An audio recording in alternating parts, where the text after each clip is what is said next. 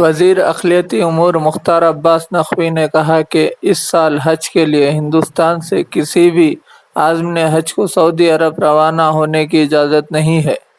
اس لیے حج سیزن 2020 کے لیے منتخبہ